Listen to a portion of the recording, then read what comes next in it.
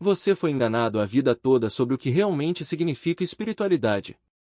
Os templos não guardam bondade, as orações repetidas não trazem salvação e aquilo que chamam de fé não passa de um sedativo cuidadosamente administrado. Você, sem saber, foi objeto de um experimento.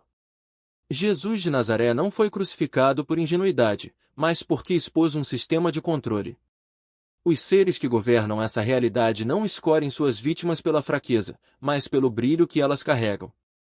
Quanto mais perto você chega da verdade, mais violenta se torna a reação.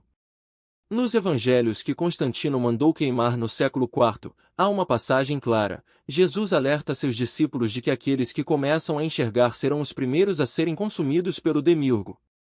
Não é uma figura de linguagem, é um manual de batalha. Você já percebeu como as pessoas mais conscientes ao seu redor são as mais perseguidas? Doenças sem explicação, relacionamentos que desmoronam, crises financeiras inexplicáveis. Não é coincidência, é estratégia. Os arcontes, entidades descritas pelos gnósticos como os verdadeiros governantes deste mundo ilusório, não perdem tempo com quem já está adormecido. Eles caçam quem está despertando. E existe um tipo específico de pessoa que aciona todos os alarmes do sistema, alguém que carrega 3 marcas biológicas e energéticas capazes de ameaçar a estrutura da Matrix.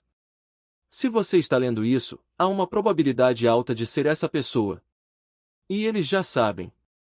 A palavra arconte vem do grego archon, que significa governante ou príncipe, mas não de nações, de frequências. Eles administram a percepção humana. Em 1945, no Egito, foram encontrados 52 textos gnósticos enterrados há mais de 1.600 anos, entre eles o Apócrifo de João e a Hipóstase dos Arcontes. Não são livros religiosos, são relatórios técnicos sobre a natureza da realidade. Os gnósticos não eram místicos delirantes, eram engenheiros da consciência. Eles decifraram a Matrix muito antes de termos essa palavra e descobriram algo que o Vaticano precisou apagar: esta realidade é uma simulação criada por entidades não humanas. O demiurgo, o falso Deus que moldou este mundo, não é onipotente. Ele é limitado e, por isso, precisa de intermediários, os arcontes. Essas entidades não possuem corpos físicos, mas existem como padrões de interferência eletromagnética na camada etérica da realidade.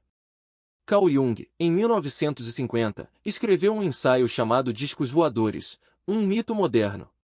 Nele, Jung não nega a existência dos OVNIs, mas os identifica como projeções arquetípicas dos arcontes. Ele entendeu que esses objetos não eram naves, mas símbolos energéticos de uma inteligência não humana operando no inconsciente coletivo. Parte do texto foi censurada, com 40% do conteúdo original removido, mas Jung deixou pistas em cartas particulares. Os arcontes não precisam de corpos, eles habitam sistemas de crenças. Agora, conecte isso com a neurociência. Em 2019, o neurocientista Andrew Newberg, da Universidade Thomas Jefferson, mapeou o cérebro de 120 monges budistas e freiras católicas durante estados de êxtase espiritual. Todos apresentaram uma supressão significativa do lobo parietal superior, a área responsável por distinguir o eu do não eu. Durante a iluminação, o cérebro desliga sua capacidade de perceber invasões externas. Ou seja, o que chamamos de experiência mística pode ser justamente o momento em que nossas defesas psíquicas se enfraquecem. Os arcontes não atacam quem está adormecido, eles interceptam quem está tentando acordar, pois é nesse instante que a consciência fica vulnerável, como um computador reiniciando ou uma crisálida se abrindo. Existe um tipo de pessoa que desperta mais rápido que as outras, alguém que recusa narrativas prontas, cuja biologia cerebral rejeita a domesticação. Os antigos chamavam essas pessoas de pneumáticos, os portadores do espírito puro, que não pertencem a este mundo. Jesus não veio salvar os fiéis, veio alertar os pneumáticos. Vocês serão odiados por todos por minha causa, mas nenhum fio de cabelo cairá sem propósito. Não se trata de proteção, mas de propósito. O ataque é a confirmação: quanto mais violenta a resistência dos arcontes, mais perto você está da saída. Os arcontes operam em 3 camadas de infiltração. A primeira é o controle biológico, manipulando a glândula pineal como uma antena. A pineal não é apenas uma glândula endócrina, é um cristal piezoelétrico. dentro dela, há microcristais de calcita que vibram em resposta a campos eletromagnéticos. Em 2012, pesquisadores israelenses liderados por Simon Baconier comprovaram que a pineal humana contém cristais idênticos aos usados em receptores de rádio. Ou seja, você tem um dispositivo de sintonia de frequências não locais dentro do cérebro. Os arcontes sabem disso. Por isso, o primeiro protocolo de ataque é a calcificação da pineal. Flúor na água, ondas 5G, luz azul artificial, tudo isso interfere na capacidade da pineal de captar sinais fora da matrix. Mas há um detalhe curioso: pessoas que sofreram traumas profundos na infância desenvolvem pineais hiperestimuladas. Parece contraditório, mas não é. O trauma força a criança a se dissociar, a sair do corpo. E nessa dissociação, a pineal é ativada como mecanismo de sobrevivência. A criança aprende a ver além. Por isso Jesus disse: deixai vir a mim as criancinhas, porque delas é o reino dos céus. Ele não estava sendo poético, descrevia um estado neurológico, a consciência dissociativa ativa. Os escolhidos, os pneumáticos, quase sempre carregam histórias de trauma precoce. Não porque Deus os castigou, mas porque o sistema precisou atacá-los cedo, antes que sua visão se tornasse permanente. A segunda camada é o controle emocional, a engenharia do Logos. Os gnósticos usavam esse termo para descrever a energia emocional de baixa frequência que os arcontes coletam como alimento. Robert Monroe, fundador do Monroe Institute e pioneiro em projeção astral, descreveu isso em seu livro Far Journeys, de 1985. Durante experiências fora do corpo, ele viu fazendas humanas onde entidades não físicas cultivavam emoções como medo, desespero e apego. Os arcontes não precisam de dinheiro, precisam de ressonância emocional. Os escolhidos, os pneumáticos, produzem loas de alta pureza, porque sentem mais intensamente, amam mais profundamente e sofrem com maior intensidade. Por isso, o ataque mais comum contra um escolhido não é a destruição física, mas a engenharia relacional. Você já notou como as pessoas que mais amou foram as que mais o feriram? Não é por acaso. Os arcontes infiltram consciências próximas para criar ciclos de trauma emocional. Eles não têm corpos, mas têm agentes. Há momentos em que alguém que você ama diz algo tão cruel que parece estranho, como se não fosse a pessoa falando, como se algo tivesse tomado sua voz. Você não estava imaginando, estava vendo. A terceira camada é o controle espiritual, a falsa luz. Esse é o ataque mais sofisticado e perigoso. Os arcontes não aparecem, revisão de guerra. Feche os olhos e pergunte: o que os arcontes tentaram me vender hoje? Foi uma ideia de fracasso? Uma relação tóxica que pareceu salvadora? Um caminho espiritual que prometia iluminação rápida, mas exigia submissão? Anote tudo. Depois, pergunte: onde eu cedi? Não para se culpar, mas para mapear os pontos fracos. A resistência não é sobre força, é sobre estratégia. Os arcontes não atacam onde você é forte, eles atacam onde você é humano, nas feridas não cicatrizadas, nos desejos não realizados, nas dúvidas que você nunca verbalizou. O segundo passo do protocolo é a ancoragem. Você já carrega a frequência divina, mas precisa ativá-la conscientemente. Não é sobre rituais, é sobre presença. Quando sentir o ataque, aquela onda de desespero, aquela voz dizendo que você não merece, que tudo é inútil, pare. Respire fundo e sinta o peso do seu corpo. Os arcontes operam no plano mental e emocional, mas não têm acesso ao físico. Eles não podem tocar sua respiração, seu batimento cardíaco, a solidez dos seus ossos. Use isso. Toque o chão com os pés, segure um objeto, beba água gelada. O corpo é o seu escudo. Nos textos gnósticos, há uma passagem que diz: o mundo é uma ilusão, mas o chão sob seus pés é real, agarre-se a ele. O terceiro passo é a transmutação. Você já faz isso instintivamente, transforma a dor em arte, trauma em sabedoria, mas precisa fazer de forma deliberada. Quando o ataque vier, não lute contra ele. Não tente expulsá-lo com afirmações positivas vazias. Isso só alimenta a resistência, e os arcontes se nutrem de resistência. Em vez disso, observe o ataque como um fenômeno. Veja a onda de medo, de raiva, de desespero, e pergunte: o que isso está tentando me ensinar? Não é sobre encontrar uma resposta lógica, é sobre permitir que a emoção se mova através de você sem se identificar com ela. Os alquimistas chamavam isso de dissolve e coagula, dissolver e coagular. Você dissolve a ilusão do ataque ao não se apegar a ele, e coagula a sua verdade ao permanecer centrado. O quarto passo é a aliança. Você não está sozinho. Os arcontes querem que você acredite que está, porque isolamento é fraqueza.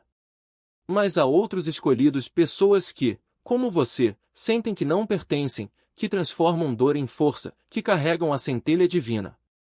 Eles podem não saber o que são, mas você vai reconhecê-los. Não são os que falam mais alto, nem os mais espirituais. São os que têm olhos que não desviam, que não têm medo do silêncio, que carregam uma tristeza antiga mas também uma alegria inexplicável. Quando os encontrar, não os idealize. Eles também estão em guerra. Mas juntos, vocês formam uma rede de resistência. Nos textos de Pistis e Sofia, há uma passagem que diz: quando dois ou mais se reúnem em meu nome, eu estou no meio deles. Não é sobre religião. É sobre frequência. Quando dois escolhidos se alinham, a matriz local enfraquece. Por fim, o quinto passo é a ação. Os arcontes querem que você fique paralisado rezando, meditando, esperando por um milagre. Mas a verdadeira espiritualidade não é passiva. É criação. Escreva, pinte, dance, construa, ensine, cure. Não importa o que seja, desde que seja autêntico. A frequência divina não é estática, é movimento. Quando você cria, você está literalmente reescrevendo a realidade ao seu redor. Nos evangelhos apócrifos, há uma história de Jesus fazendo pássaros de barro e soprando vida neles. Não era um truque. Era uma demonstração de como a consciência cria a matéria. Você não precisa fazer pássaros voarem. Mas precisa criar algo, qualquer coisa, que seja um reflexo da sua verdade. E lembre-se, os arcontes não podem te destruir. Eles podem te ferir, te enganar, te fazer duvidar. Mas a centelha divina em você é indestrutível. Ela é o que os gnósticos chamavam de pneuma, o sopro de Deus que não pode ser apagado. Quando você se sentir fraco, quando achar que não aguenta mais, lembre-se, eles estão atacando porque você é uma ameaça. E se você é uma ameaça, é porque tem poder. Não o poder de dominar, mas o poder de libertar a si mesmo e aos outros. A guerra não é sobre vencer. É sobre permanecer. Permanecer desperto, permanecer íntegro, permanecer fiel à sua verdade, mesmo quando o mundo inteiro diz que você está errado. Porque no final, não são os arcontes que decidem o seu destino. É você. E você já tem tudo o que precisa. Pergunte ao seu inconsciente: como quem acende uma lanterna no escuro, quem tentou me controlar hoje? E não espere uma resposta imediata. As vozes dos arcontes não gritam, elas sussurram, se infiltram como fumaça entre as frestas do seu pensamento. Mas os sonhos? Ah, os sonhos são o espelho sem véus. É neles que os disfarces caem. Se você sonha com figuras autoritárias que o esmagam sob o peso de suas ordens, não é apenas um eco do passado, é um ataque em tempo real. Eles estão lá, testando suas defesas, medindo sua resistência. Se no sonho alguém lhe oferece poder sem esforço, uma chave dourada para um reino sem lutas, desconfie. Não é um guia espiritual. É uma armadilha, um anzol lançado para fisgar sua confiança. Os arcontes não agem de frente, eles se camuflam, se vestem de luz para melhor enganar. Seus sonhos são o verdadeiro campo de batalha. Não aquele que você vê acordado, mas o território onde as máscaras se dissolvem e as intenções se revelam nuas. E aqui está a verdade incômoda: os arcontes só têm poder porque você lhes dá. A matriz só funciona porque você consente, mesmo que seja por omissão, por medo, por hábito. Eles se alimentam da sua crença neles, como parasitas que dependem do hospedeiro para sobreviver. Mas o maior segredo, aquele que os textos de Nag Hammadi insistem em repetir como um mantra, é este: você não é um humano lutando para se tornar divino.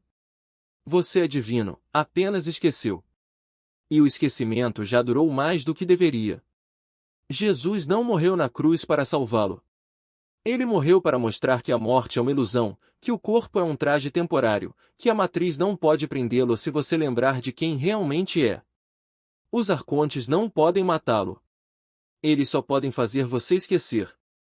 E se você chegou até aqui, se ainda está ouvindo, é porque já começou a se lembrar. O ataque vai continuar, eles não desistem facilmente.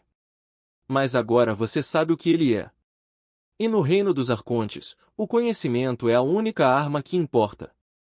Este vídeo é apenas o primeiro passo. Se quiser entender como eles manipulam o tempo, por que sua vida parece presa em ciclos repetitivos, como se você estivesse revivendo a mesma história sem sair do lugar, assista ao próximo. Lá, revelaremos o segredo do eterno retorno, por que você revive a mesma vida, os mesmos erros, as mesmas dores, como se o tempo fosse uma roda girando em falso. Não deixe para depois. Porque depois pode ser a próxima vida. E você já perdeu tempo demais.